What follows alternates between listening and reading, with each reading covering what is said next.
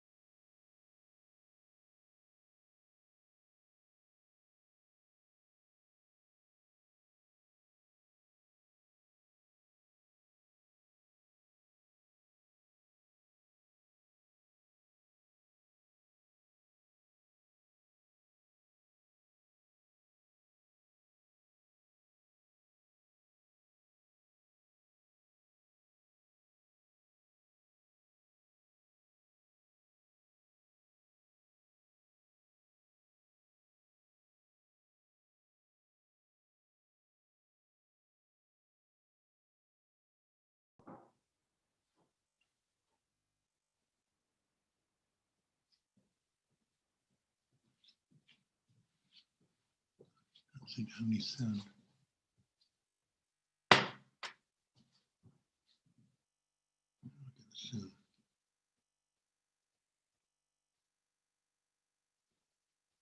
It looks like he may not have the sound connected. He's fiddling around.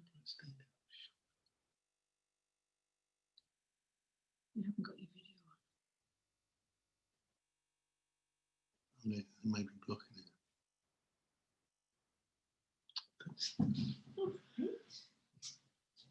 Me, Keith. I'm listening.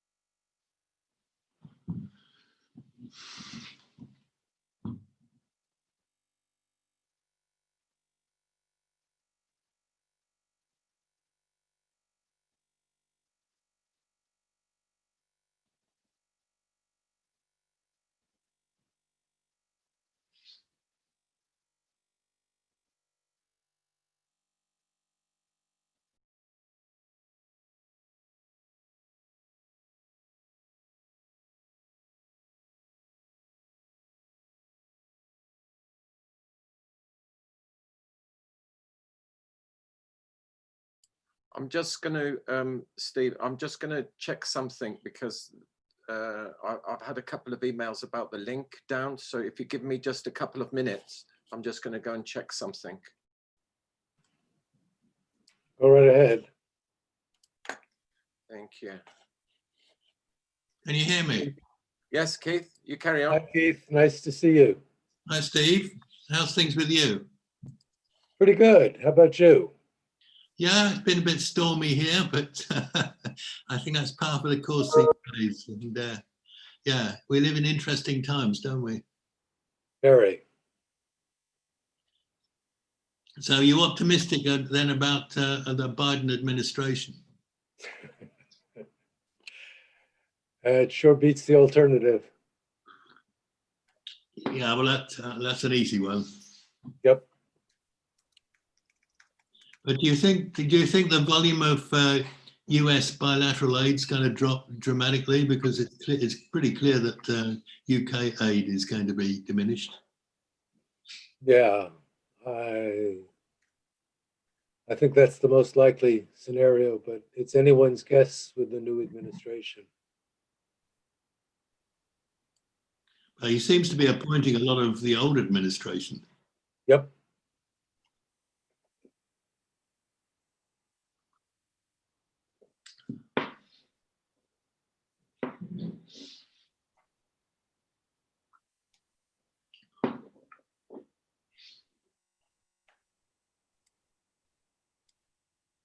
So we'll wait to see what's going to happen. Our Prime Minister is going to India to do trade deals next January. Hmm.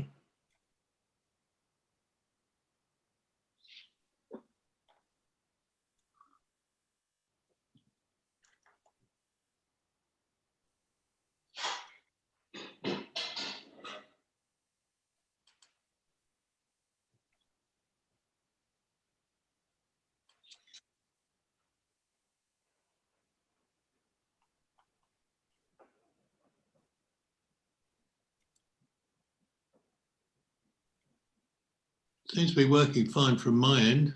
Yeah.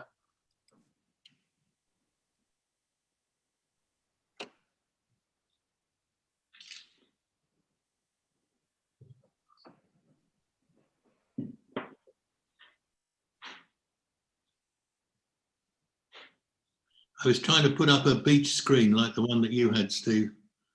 I then discovered that my MacBook, which is only a year old, wasn't up to it. Oh. It didn't have a strong enough processor. So there you go. Yeah, I was going to use it for this talk, but it's on YouTube and you can't do a background scene on YouTube. Right. No, they said I needed a more powerful processor, and I thought, here we go again. I mean, it's a virtually new machine. It's true, it was the bottom of the range rather than the top, but it was a Mac, so none of them were cheap. Hmm.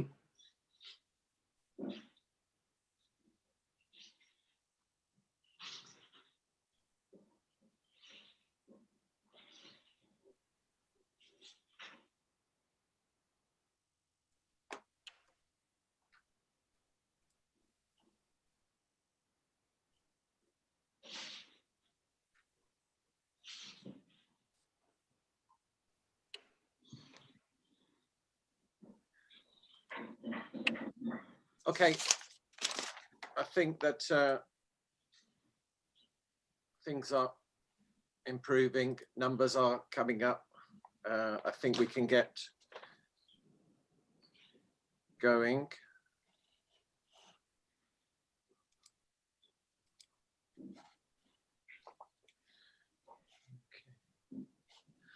So could I ask everybody to turn their mics off if they don't mind? And I'll begin the session. So welcome everyone. My name is Mario Novelli. I'm the director of the Centre for International Education and co-PI of the Peer Network. Welcome everyone to week 11 of the Peer Network lecture series, The Political Economy of Education in Times of Conflict, Crisis and Pandemic, a GCRF AHRC funded network between the Centre for International Education, University of Sussex, the University of Cape Town, Nazarbayev University, Kazakhstan, and the University of Ulster, to promote engagement with critical political economy analysis of education in context of conflict and crisis. The lecture is supported also by UGFIET, the UK Forum on International Education and Training. All lectures are live streamed through YouTube and available afterwards, and will become part of a free and open source resource for all those interested in learning and sharing knowledge and practice about the political economy of education. Today's session, I'm very happy to say, is on the political economy of education in perilous times, some reflections, and is led by Professor Steve Klees of the University of Maryland. Before I introduce him, I just want to briefly run through a few housekeeping rules and logistics. Firstly, please mute yourself unless you're asking a question in the Q&A. Please ask any questions during the talk through the chat function, and I will collate them and come back later to request you ask the question. They will talk for around Steve will talk for around 35 to 40 minutes, and then we will be able to have a Sussex buzz in smaller breakout rooms, and we will try to finish at 2:15. Just a little bit of background on Steve's. I'm Professor Steve Klees. Professor Klees is a professor of international education policy at the University of Maryland. He did his PhD at Stanford University and has taught at Cornell University, Stanford University, Florida State University, and the Federal University of Rio Grande do Norte in Brazil. Professor Klees' work examines the political economy of education and development with specific interests in globalization, neoliberalism, education, international development assistance, human rights, social justice, the education of disadvantaged populations, and the role of class, gender, and race in the reproduction of social inequality. Professor Klees is co-editor of the book, The World Bank and Education, Critiques and Alternatives, and has been a long-term critic of the World Bank's policies on education. His most recent book is titled The Conscience of a Progressive. We're very happy to welcome you here today, Steve, and the Zoom is yours.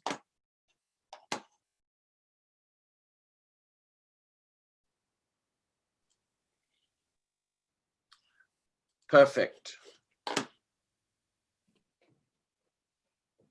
Thank you, Mario, for that very kind introduction. And thank you for attending. Good morning, good afternoon, and good evening, everyone. I've been able to attend 4 of these great talks in this amazing lecture series that you have put together, and I feel honored to be invited to give the concluding talk. I don't have a PowerPoint, so I'm afraid you'll just have to sit back, relax, and listen to a talking head. As Mario mentioned, I have a new book out, It's my first for a general audience. It takes what I would call the political economy perspective. In the book, I call it a progressive perspective, and the book's entitled The Conscience of a Progressive. It takes a progressive perspective on a host of issues, and on each issue contrasts that progressive view with what I call conservative and liberal views. Much of the book covers issues I have been writing about for years: education, economics, poverty and inequality, international development, and capitalism. But it also examines other major social problems: healthcare, the environment, war and violence, as well as considers the intersection of these views with struggles concerning race, gender, ethnicity, LGBTQ rights, and disability.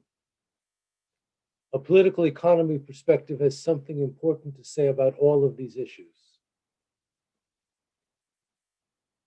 We live in perilous times, and my book and this lecture series connects with some of the multiple crises we face. In addition to the pandemic, we live in a world of violence and armed conflict, perhaps as many as 50 such conflicts going on around the world, as well as continued nuclear proliferation posing an existential threat, as does climate change and environmental catastrophe. We also live in a world of gross poverty and inequality, systemic racism, rampant patriarchy, and rising fascism. A progressive political economy perspective, I will say more what I mean by this in a few minutes, illuminates what underlies these multiple crises and how we might address them.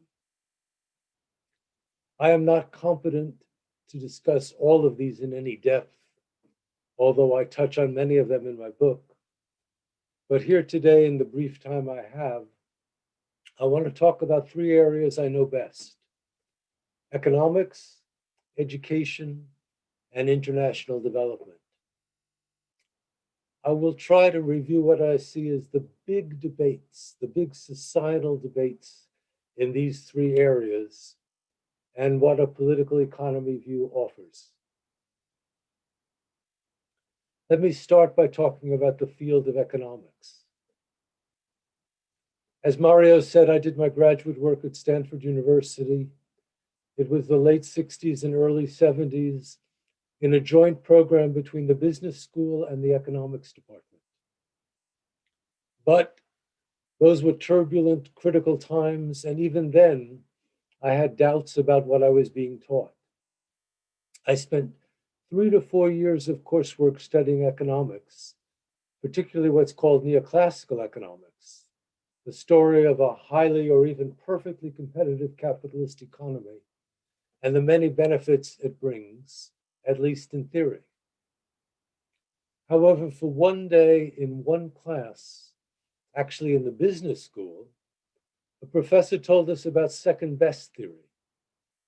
Second best theory says that if you don't live in the first best world of perfect competition, but have just one imperfection, like one monopoly, then ripples affect all market prices, and a market economy is no longer efficient, and you have no idea how close it is to being efficient.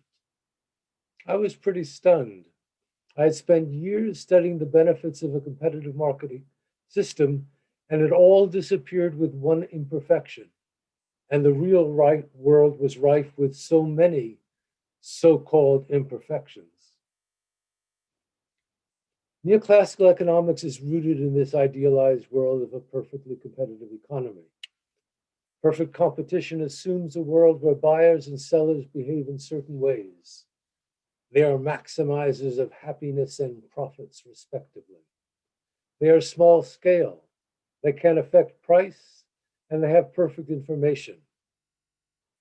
Under some strict assumptions, this world is economically efficient, where efficient has a very complex meaning.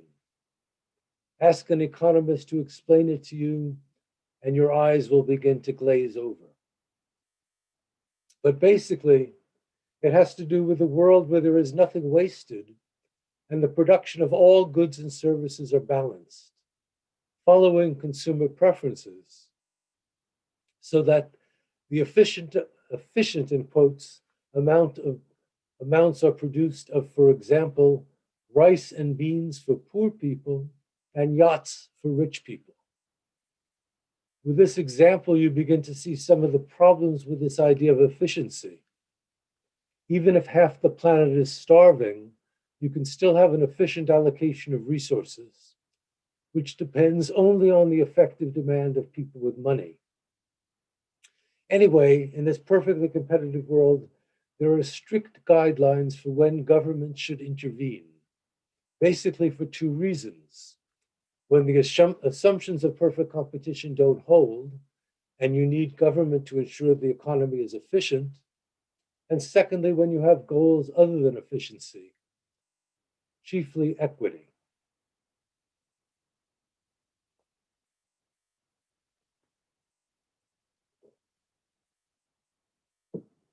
The big debate within neoclassical economics is between conservative economists and liberal economists. The liberals believe that in the real world, we need lots of government intervention to achieve efficiency and equity, because there are many market failures, that is, deviations from the assumptions of perfect competition, and there are great and persistent inequalities. Conservatives, also called neoliberals, on the other hand, see the need for minimal government interference. Note the wording change from intervention. Since neoliberals think that market failures are small and inequalities are exaggerated and likely to be corrected over time, they add that even when there are inefficiencies and inequities, governments, which are seen as self-interested and incompetent, are unlikely to make things better. Their slogan is government failure is worse than market failure.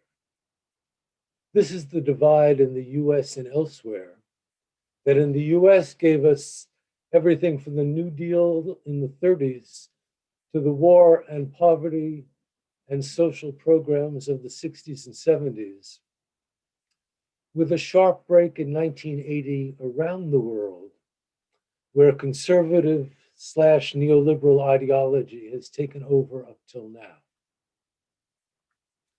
In practice, these basic and important disagreements, and despite all these important disagreements, all neoclassical economists are firm believers in a capitalist market system. The bigger economics debate for me is the left-right one between political economists and neoclassical economists, whether they be liberal or neoliberal. Now, the term political economy is contested terrain. In the times of Smith, Marx, Malthus, Mill, and others, political economy was all about broad social theory. Today, it is claimed by the left and the right.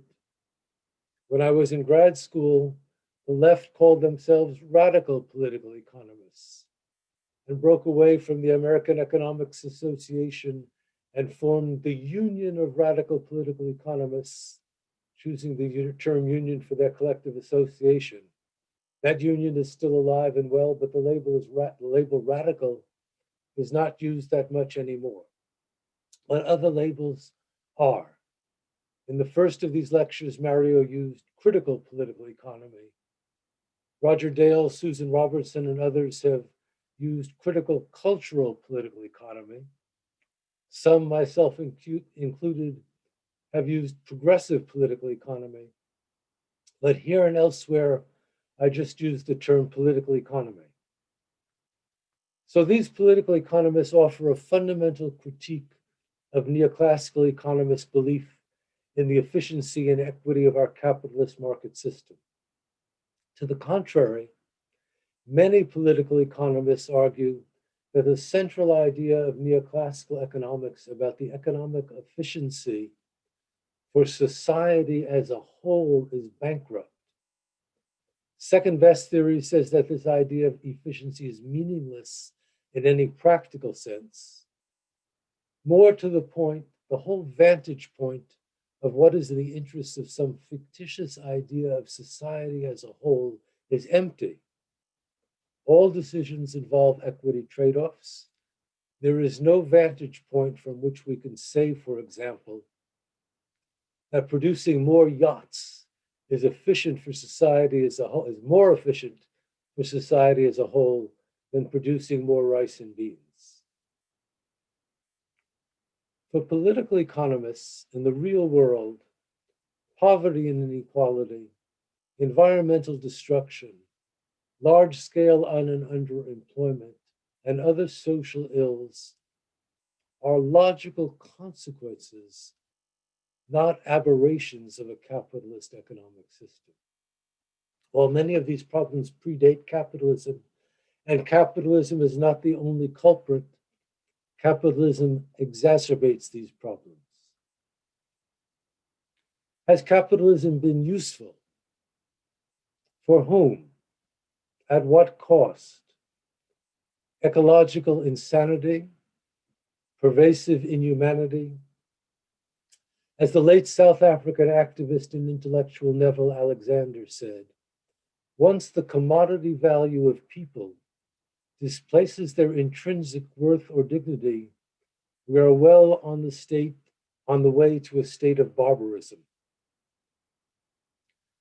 South African political economists Enver Motala and Salim Valley talk of the searing tribulations of extreme inhumanity, such as slavery, colonialism, Nazism, apartheid. Will capitalism be seen as another example? If things do not change radically, I think so. I think that one day the capitalist system of wage labor will be seen as evil, only one step removed from slavery. The severely unequal distribution, the fact that for the most difficult labor on earth, for example, cutting sugarcane, is paid only $2 to $3 a day, while others get millions a day, will be seen as criminal. A labor market system for which no one takes responsibility and which is disguised by the rhetoric of freedom. We live in a capitalist world. While we live in a capitalist world, there is no reason to believe we have reached the end of history, the end of ideology. As Ursula Le Guin wrote, we live in capitalism, its power seems inescapable. So did the divine right of kings. It is hubris to think otherwise. To political economist Margaret Thatcher's Tina, there is no alternative to capitalism, is simply wrong. As one economist put it, the relevant political economist put it, the relevant acronym is TAPAs. There are plenty of alternatives. Those who believe that capitalism is not the be-all and end-all are simplistically labeled communists or socialists. But what has been called communism has not offered a sensible alternative, and socialism is not well defined. But there are lots of small-scale alternatives to capitalist practices in the form of cooperatives, worker-owned businesses, basic income and employment guarantees, participatory budgeting, local currency systems, solidarity economies. And while there are no blueprints, nor should there be, there are lots of people looking at the possibilities for larger scale structural change, as I will elaborate in a few minutes. Before going on, let me add that while I have focused here on political economists' critique of capitalism, for me, good progressive political economy today is intersectional. It looks at connected critiques of gender and patriarchy, ethnicity and racism, different abilities and ableism, and more. We live in a world system where so many people are marginalized, which is reproduced by intersecting structures as well as challenged by tensions, resistances, contradictions, and agency. More on those intersections in a bit. Right now, let me turn to education.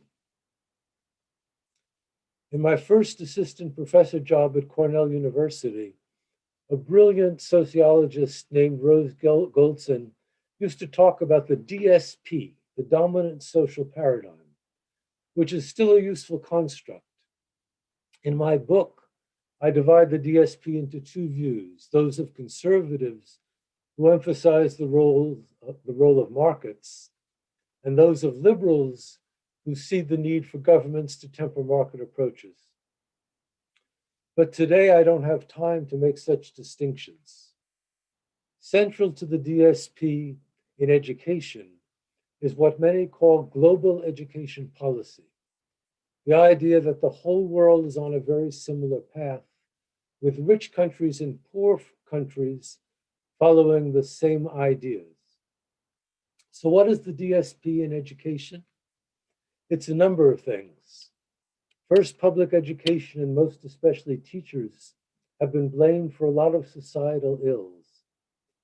Perhaps in the US, this began in the early 1980s, around the time of the Nation at Risk report, where education was blamed for Japan doing better economically. From then till now, around the world, lack of education is often blamed for unemployment, poverty, inequality. In the US, while recognizing the role of socioeconomic factors, schools are supposed to compensate so that persistent achievement gaps between rich and poor, black and white, can be closed. In developing countries, it is pointed out that millions of children and youth are not in school, and many in schools are not learning the basics. So education systems need to increase access, completion, and learning. So what does the DSP say is needed to improve education? One principal feature in this neoliberal era is the idealization of the competitive marketplace and the private sector. Charter schools, private schools, vouchers, all extolling parental choice, have been ubiquitous around the world.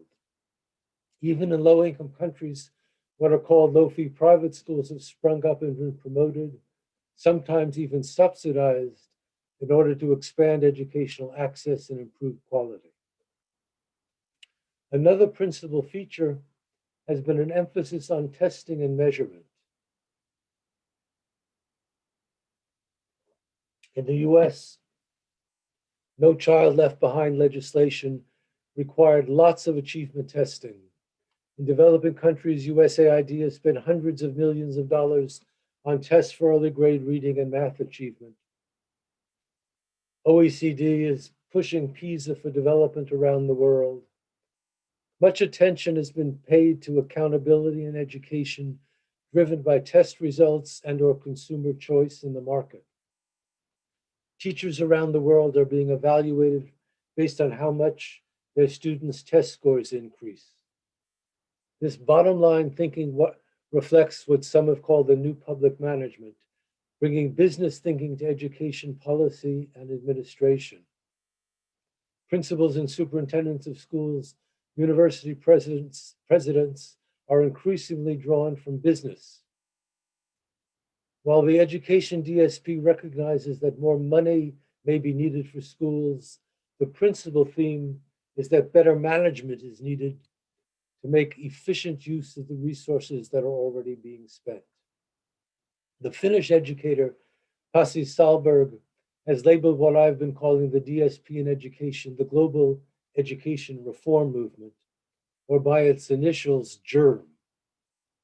And in the age of pandemics, this is another germ that has been spreading around the world, in this case for the past 40 years. So what is wrong with this picture? A political economy perspective sees things quite differently. First, the education system is not to blame for societal ills or even much for educational inequalities. Problems like poverty, inequality, discrimination, unemployment, and environmental destruction result from the very unfair and unequal economic and social systems around the world. Education can be a contributor to solving these problems, but not without major structural systemic change, as I will discuss. Germ's so-called solutions are seen as very narrow and short-sighted. Competition and the privatization of education is seen as abrogating public responsibility for education. Private schools are no better than public schools at educating students, even in narrow achievement terms, and can miss the broader the broader purposes of schooling. Vouchers in the US were originally used to allow parents to send their children to whites-only schools. The emphasis on testing has narrowed the goals of education. As an example, in the US, the No Child Left Behind legislation caused schools to cut back on art, music, social studies, physical education, anything that wasn't tested. Tying teacher evaluation to student test scores is neither sensible nor even possible to do even remotely accurately. The neoliberal push towards privatization has been based on greed and ideology, not evidence, and has been a way to weaken teacher unions, the new public management generally, and the belief in the utility of business techniques and know-how in education is a very bad idea. Education, like most public sector activities, has no clear bottom line, and the messy political milieu of education requires a very different mindset and skill set than that of business and business leaders. And the idea that a major problem is the inefficiencies with which educational resources are being used is nonsense. We need to devote a lot more resources to education, especially for disadvantaged populations. From a critical paradigm perspective, all germ reforms are based on ideology, not evidence. In the US, for example, these reforms have been pushed by what Diane Ravitch has called the Billionaire Boys Club, the Broad Foundation, Gates, and Walton Foundations. Internationally, germ reforms have been spearheaded by the World Bank, whose neoliberal advice-giving divisions resemble right-wing think tanks, like the American Enterprise Institute or the Heritage Foundation, except the World Bank maintains a pretense of objectivity and has much more power than these think tanks, using public money to strong-arm countries to following the recommendations. Lastly, I should say that this political economy perspective, along with seeing the need for substantial changes in our society, sees the need to reorient our educational systems completely. We need a green education to deal with environmental destruction, a critical pedagogy that recognizes and analyzes inequality and discrimination, and a peace education that helps us deal with war and violence, a critical peace eco-pedagogy. So this is the big debate I see in education. Let me turn now to the debate about international development.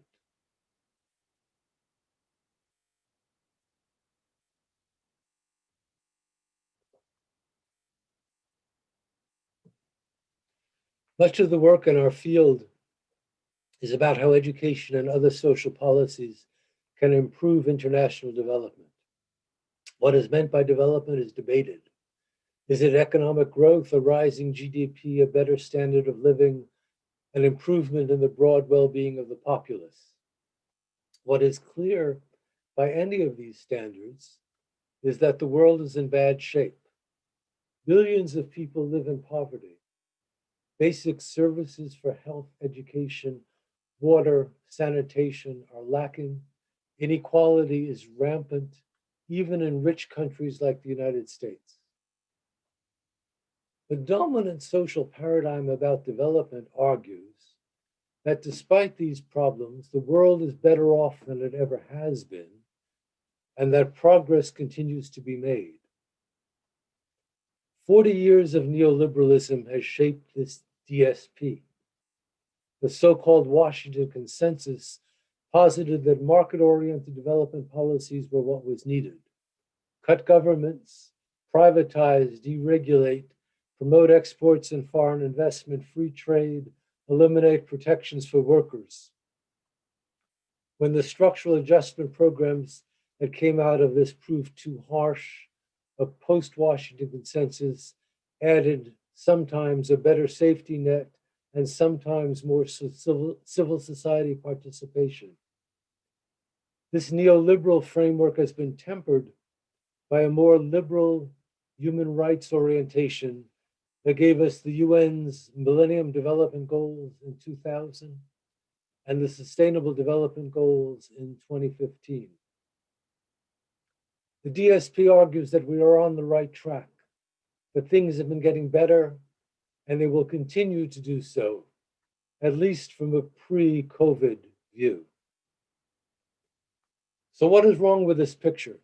What is the big debate about development? How do political economists see it? Let's start with the term development itself being problematic, implying that the whole world is on one growth path to progress and modernity. Indigenous perspectives point to alternative directions like Buen Vivir and Ubuntu. Dependency in world systems critiques of development point to how poverty and inequality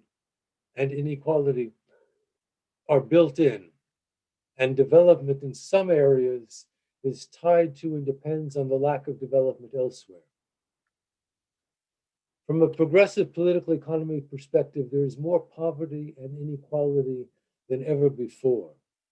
Statistics that can only be described as obscene show that the richest 20 people in the United States have more wealth than the bottom half of the US population, over 150 million people.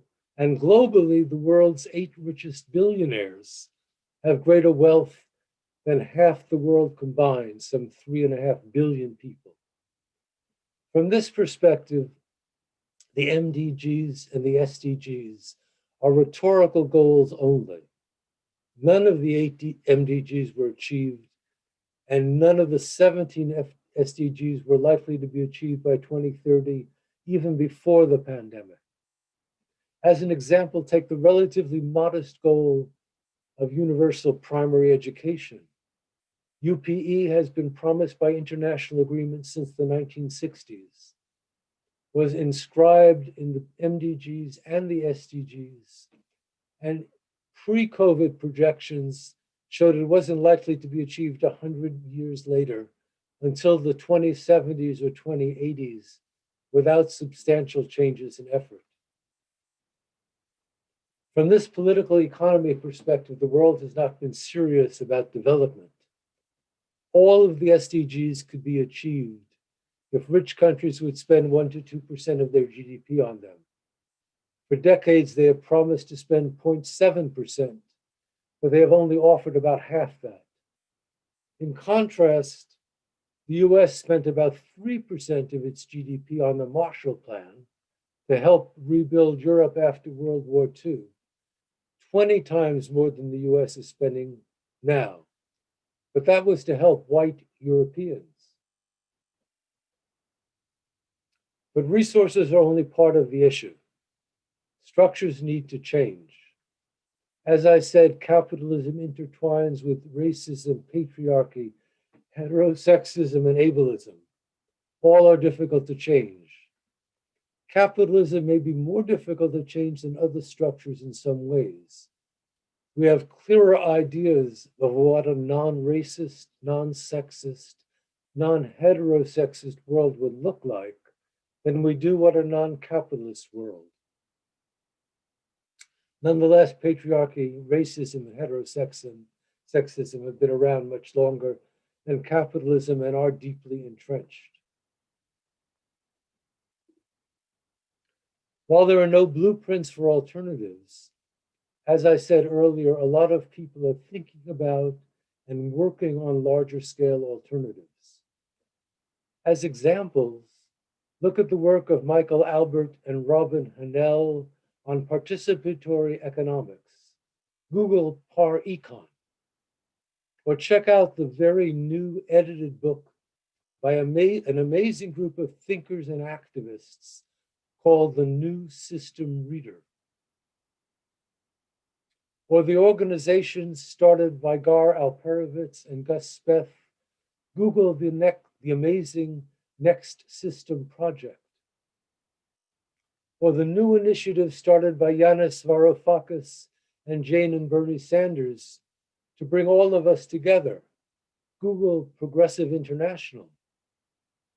Or Google the work of Gustavo Esteva on what he and others are calling crianza mutua, mutual upbringing, in which representatives of the Zapatista community have been meeting with other communities, alternative communities, to flesh out principles and approaches to living very differently on this planet in what some are calling a radical pluralism. Finally, Google the wonderful global tapestry of alternatives, which has taken this approach worldwide. To conclude,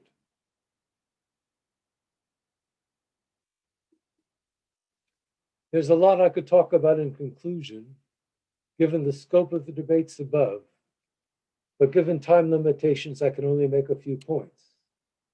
If you want more of my view, I shamelessly suggest you read my book. First, these debates cannot be resolved by research.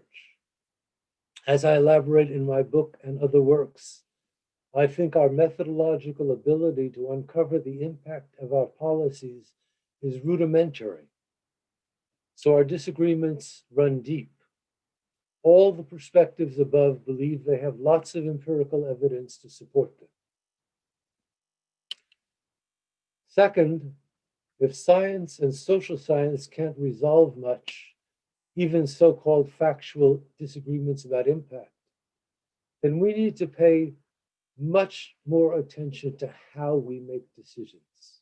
In particular, we need to have much more widespread participation in designing, evaluating, and managing all our social policies and programs.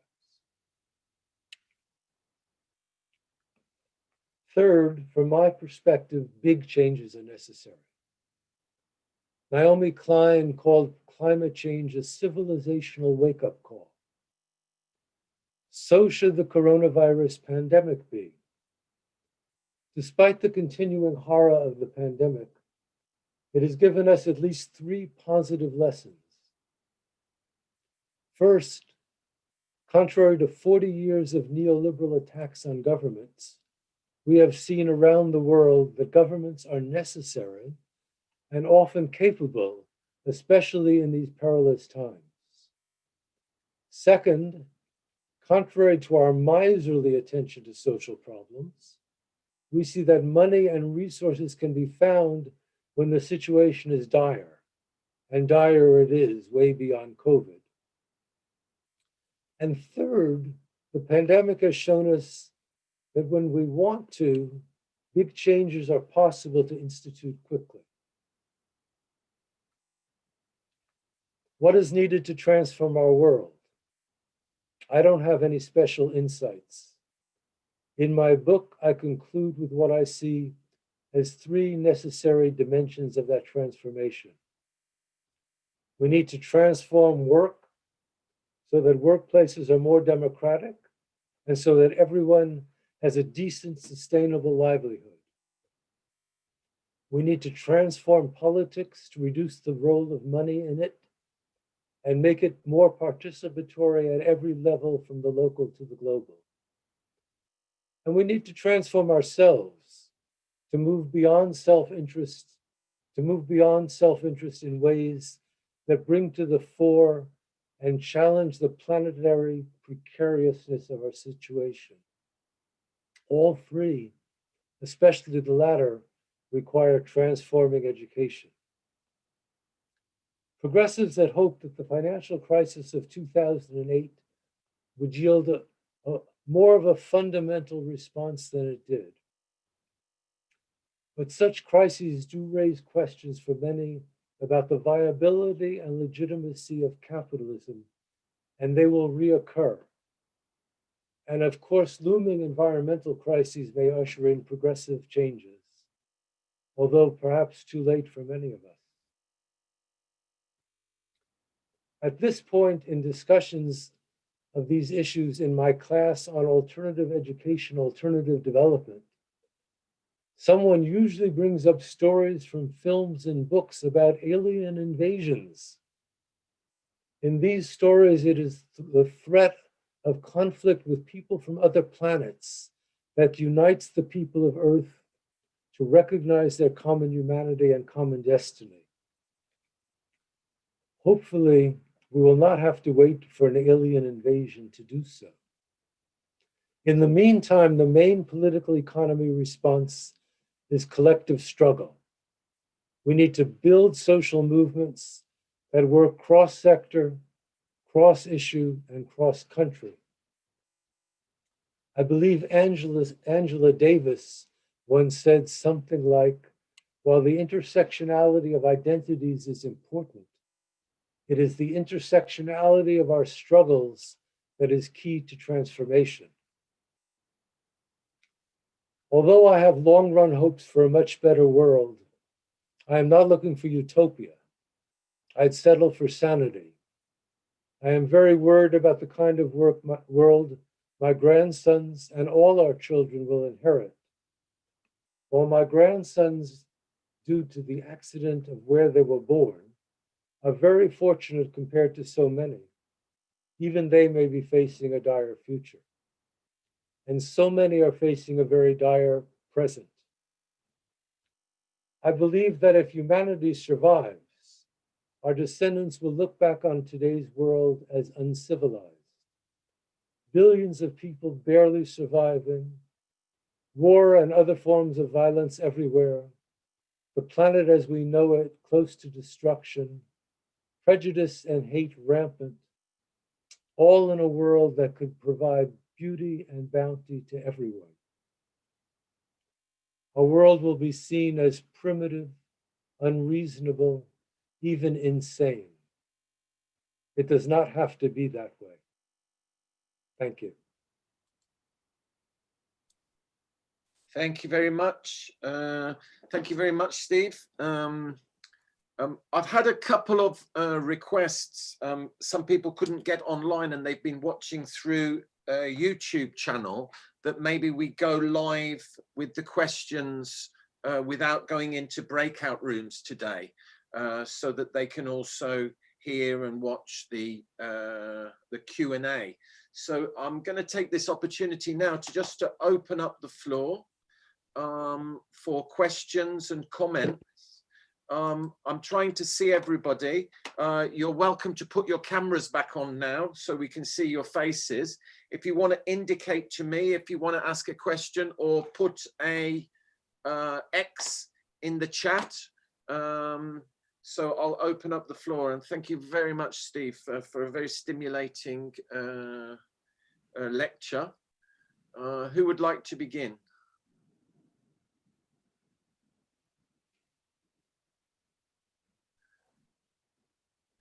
Keith, you're on mute.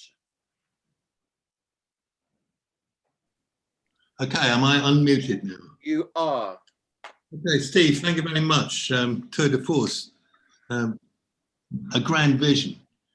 And I think many of the people listening will sympathise with much of what you said, and will probably go out and buy your book as well.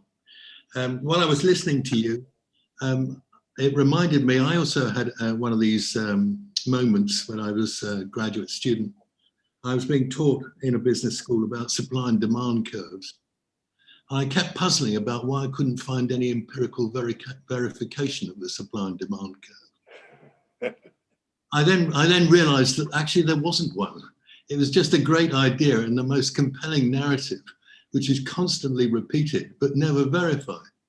The real world never worked like that. And from that point onwards, I thought, well, yes, there's a lot of interesting stuff in economics, but don't take it too seriously because a lot of it is just a very good story. Now, listening to you, and partly my own preoccupation at the moment, is what is going to happen to bilateral and multilateral aid. It's one thing to talk about the political economy of all this, to be dissatisfied with the last 50 years of the inability of the global community to mobilize resources in a way which actually does make a difference over time. But we're standing on the edge of a cliff here. I mean, the British FCDO aid budget in general will drop by around 45 to 50% this year. It's a combination of a decline in GDP and a betrayal of the promise of 0.7%, which is now 0.5%, and of course may turn out to be less. So there will be less money around. Now that might be a good thing if it was actually positively harmful, and that this kind of bilateral, and for that matter multilateral aid, was simply a neoliberal vector to greater dependence and more asymmetric relationships. Or it would be a bad thing if indeed some kinds of aid, and aid to education in particular, accelerated development in ways which were equitable and enduring, and particularly which were sustainable, where the effect didn't go away as soon as the donor left the country. So my question is that really, I mean, how do you see this? How do you translate the ideas that you've been putting into the reality that in the next, certainly 3 years in my view, probably 5, 10 years, the availability of conventional forms of bilateral and multilateral aid to education will be reduced? That makes it even more important, if it does any good, that it's directed to things that do make a difference, which is sustainable. Or maybe we should just say, well, you know, if really lots of it doesn't make much difference, then it's a good thing that there's less of it around. So how do you read it, Steve? Yeah. I certainly understand the view that aid has not, and I dislike the term aid, but that international assistance has not been especially useful in many ways. But it has made a big difference for some people quite a bit. And I don't really buy the dependency argument is, I think we need, you know, I think we need much more transfers from north to the south. I think that we're entering into an unknown period. The pandemic may set us back quite a bit on domestic spending, international spending, on social programs. I mean, it's not just the international aid budgets that are being cut, it's domestic government budgets that are being cut as well. And that's going to be a disaster for so many people. And we have to struggle against that. I mean, I believe that north-south transfers should be considered a form of reparations. We've had hundreds of years of unfair terms of trade, of neocolonialism. We need mechanisms that don't depend on the whim of rich countries to foster aid. We need to move towards global taxation. We need the UN to get involved in tax matters. We need to have a global wealth tax. And yes, we're going to see a cutback, but hopefully there's going to be a reaction to that cutback that's even stronger. I just see it as the vehicle for a greater struggle for social movements, for pushing for reparations north-south, for pushing for changes in domestic legislation. I mean, there's a lot of effort now being put into domestic taxation and the need for expanding that. We need that desperately. And we need the international bodies to step up. I mean, I think post-COVID, I'm hoping you're wrong. I'm hoping that the world comes to its senses and realizes that between climate change and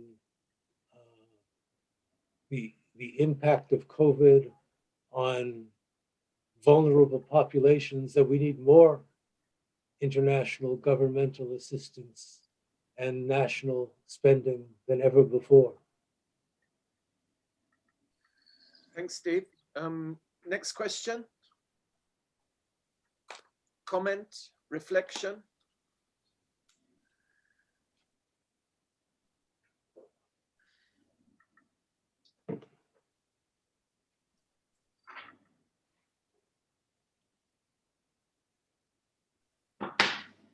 Maybe I can ask one, Steve, whilst people are reflecting.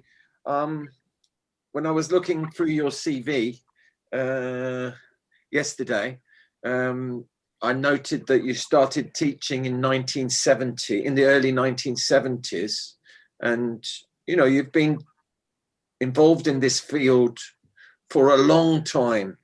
And I was just wondering about, on the scale of optimism, pessimism, what this period represents to you vis-a-vis other periods historically. And also to reflect a little bit on, obviously you've been doing this critique for a long time. What are the new ingredients that are present today? The new actors, the things that we really need to look out for that are distinct from previous periods. So yeah, I'm just trying to kind of capture a little bit your historical experience and where education fits into that. Yeah, I'm basically an optimist. I have been for all of my career, and I still am. What's especially new on the horizon, and that's probably the scariest thing for me on the horizon, is the rise of fascism and right-wing authoritarianism.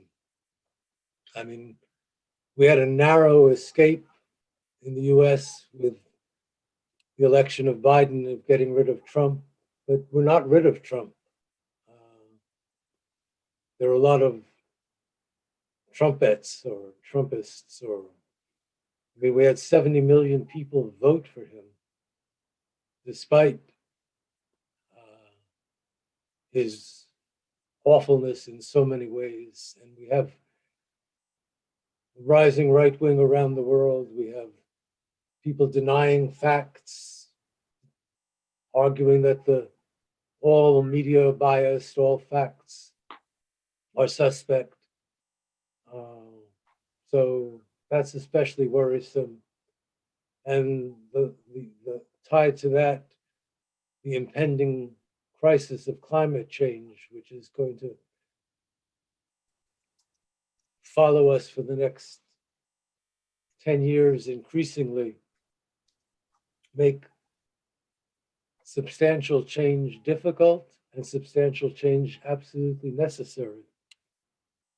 But, fortunately, I think we do have, like you said, a lot of new actors on the scene. I see so many groups. I gave you an example of Googling some of these new groups that are forming, but I see so many groups concerned with alternative systems, alternative structures, of what that means at the local level, of how to talk about that at the global level, of trying to get people together to advocate for that, to push for that. So I especially during the COVID crisis, there have just been endless webinars of people doing interesting things, trying to mobilize people. And we've got a lot to mobilize for.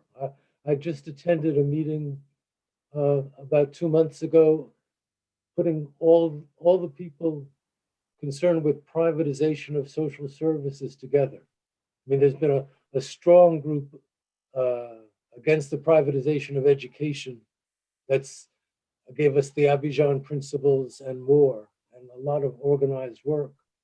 But now they're meeting with people who are organized against privatization of sanitation, privatization of healthcare, privatization of water.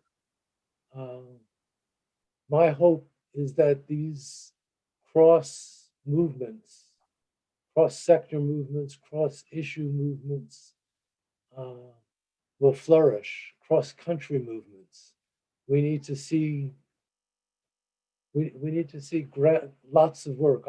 I'm working with a group of people, as some of you know, on something we're calling the Alternatives Project, focused on educational justice for societal transformation.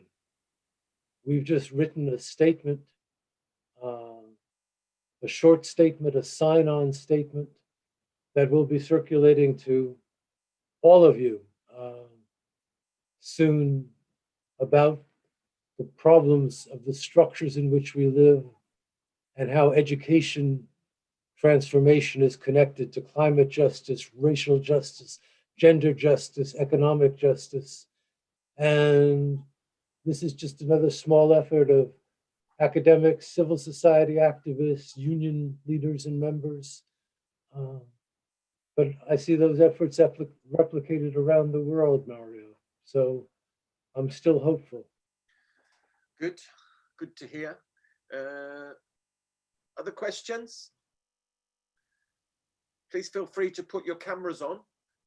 Kathy, do you have a question for Steve?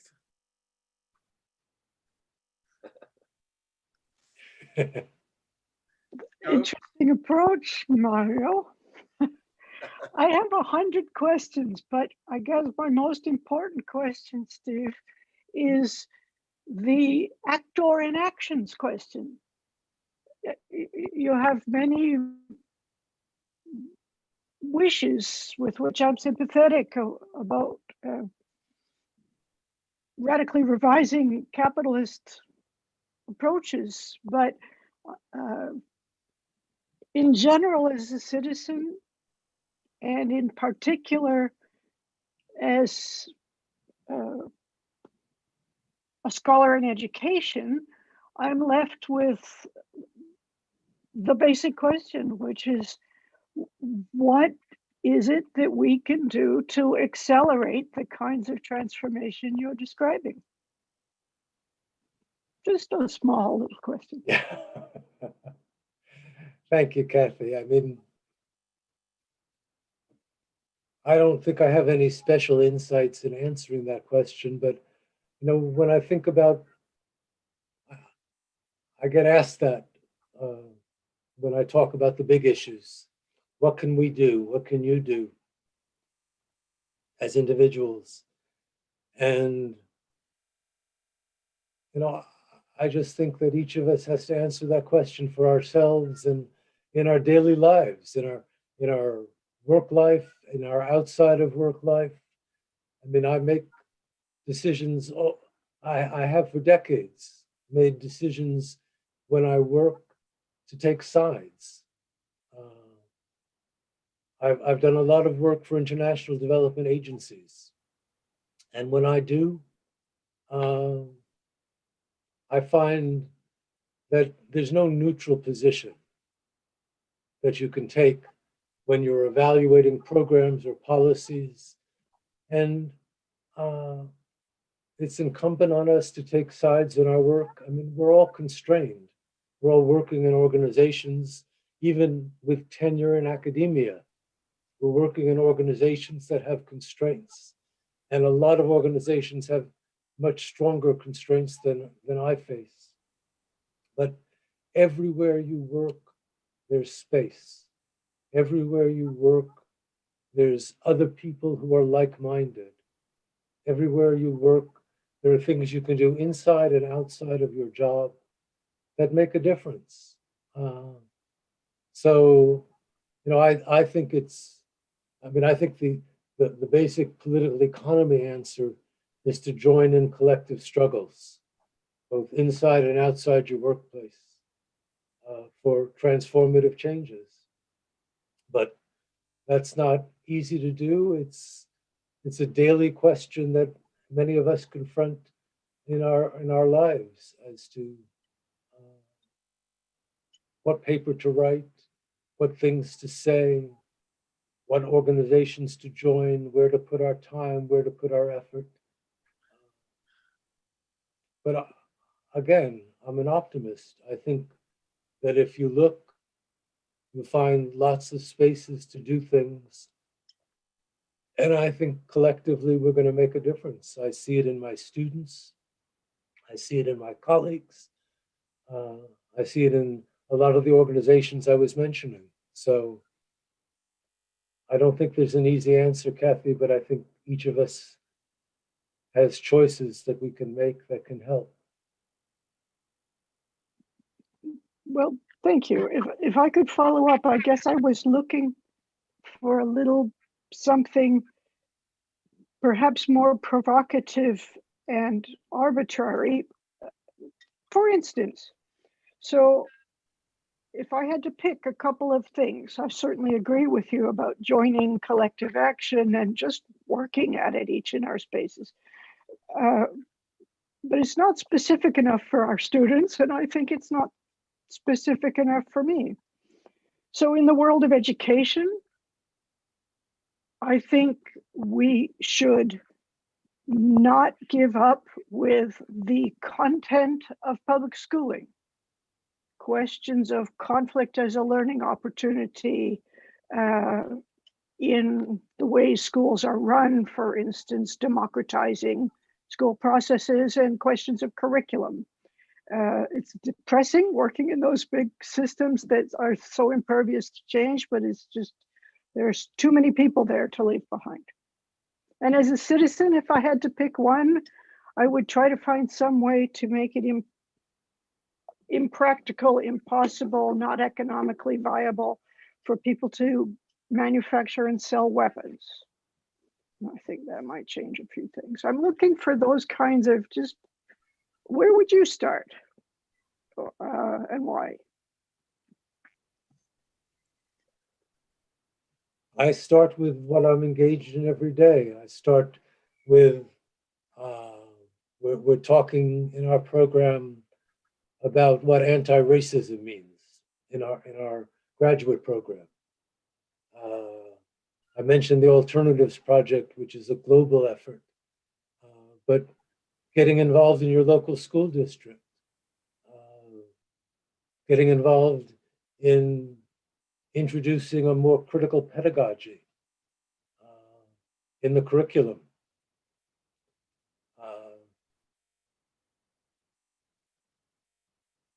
I mean, I start with joining organizations, like you said, that are working on system change. I'm talking about forming a union at my university. I mean, there's just lots of opportunities in your daily life, in your work life, to make a difference, to try and struggle for positive, progressive change. I like the idea of stopping weapons manufacturing. Outside of that, I mean, nuclear war is still an amazingly present threat that we see. I think we have a couple more questions. Please. I'll go firstly with Helen Murray, and then with Joe Westbrook. So we'll take two and then you can come back. Okay. Well, first of all, thank you very much for a really, really thought-provoking presentation. I really enjoyed it. My question relates to, you talked about the three kind of positive lessons coming out of the COVID pandemic.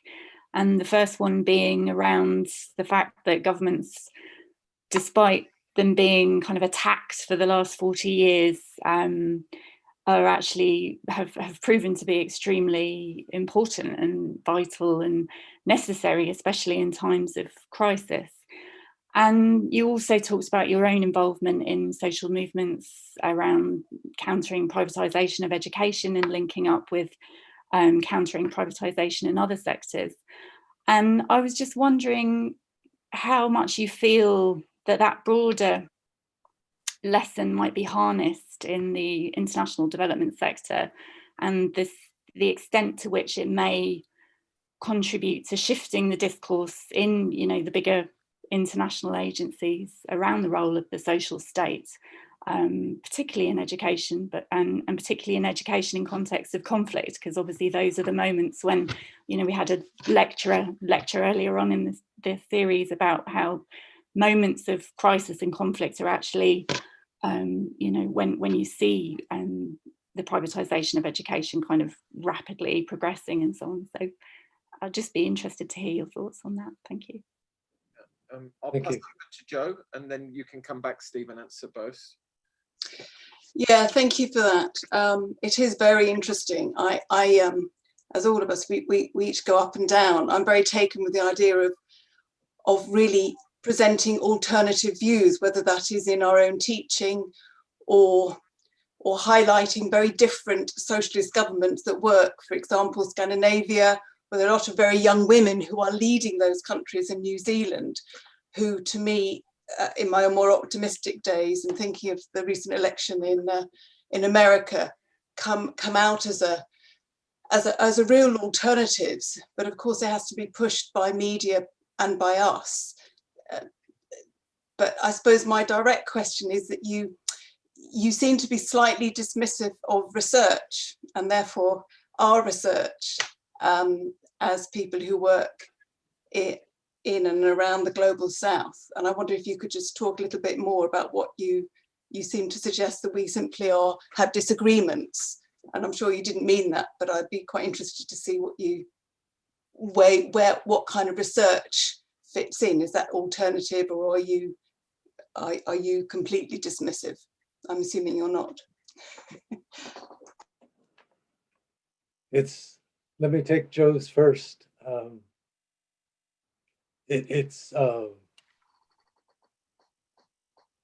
don't want to be dismissive of research being something I've done all my life, and in an environment that does research. I guess my feeling is I've been a big critic of quantitative research methods that try to do sort of billiard ball-like causality. Even RCTs, of just trying to find out what the impact of something is on something else. And what I've seen is, as a result of that research, is endless debate. I've seen people say teacher incentive pay is great, teacher incentive pay is a bad idea. I've seen people say low-fee private schools teach students well. People say low-fee private schools are doing very poorly. And I find that true not just in the education field, in all fields. So I have reservations about some kinds of quantitative impact assessment as being able to uncover facts, enough so that we can ever reach any agreement on them. I like qualitative research much more. It's not that it covers truth necessarily either. It's that it gives you insight into something that's happening, something that's understandable, something that makes sense to you. And I don't dismiss numbers either. I think numbers tell us things. It's just trying to parse them mechanically into their component causes of very complex systems doesn't seem to me have gotten us very far. But research that illuminates processes, programs, policies is very useful. But I don't see research, I don't think we need a lot of research to know what to do. I think we already know what to do about a lot of things. And I think research is a form of argument that's useful, that helps try to convince people. But I don't think I think it's valuable as one form of argument alongside the arguments of parents and students and others. It's another view, but it's not going to resolve our issues. And that sort of brings me to Helen's question about international agencies.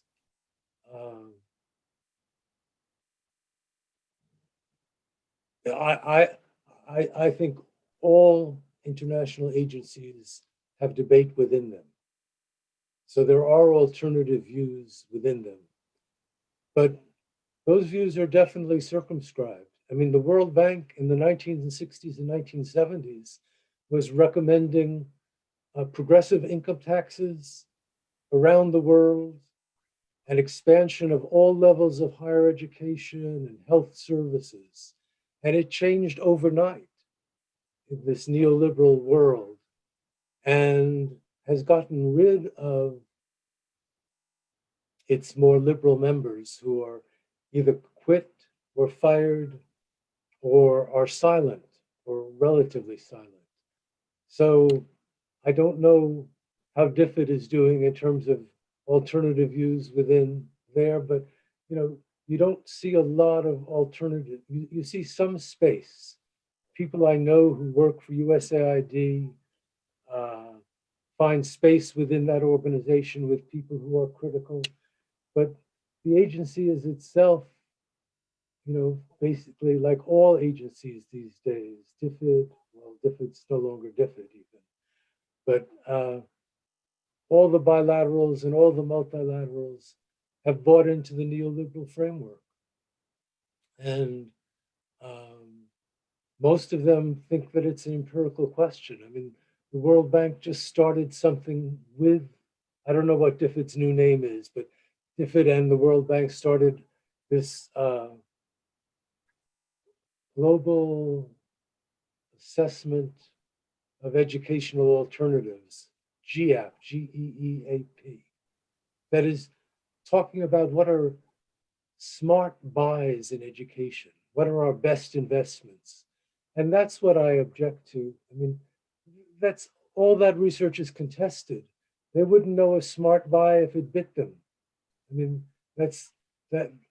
So we need to contest what these agencies are doing, both internally and externally, and ending with the bank and the IMF. There was a big campaign of 50 years is enough of those Bretton Woods institutions. They've been around now 75 years. 75 years is more than enough. We need a new Bretton Woods conference to restructure institutions like that. And we need a lot more attention, like you said, Helen, to alternatives within bilateral agencies, as well as within multilateral agencies. So again, I'm an optimist that we can see some of those alternative views. We have a new generation of students who are critical of the status quo. And I have a lot of hope in them realizing that their future depends on making some substantial changes.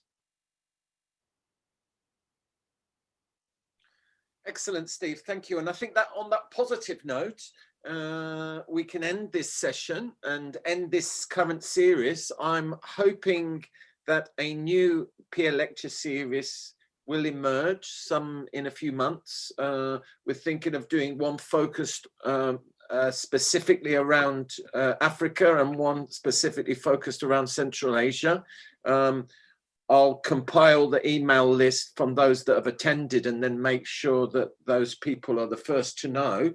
But I'd just like to take a second just to thank the participants today and throughout the series, and also thank the speakers, and particularly Steve.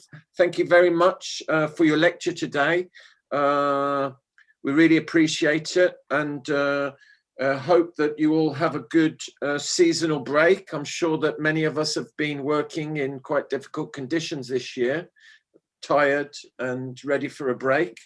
And I hope to see you all in the new year, maybe even face to face. Is that too much of a dream to think that we'll return to some level of normality in the not too distant future. But thanks again, and thank you very much, Steve, for an excellent lecture.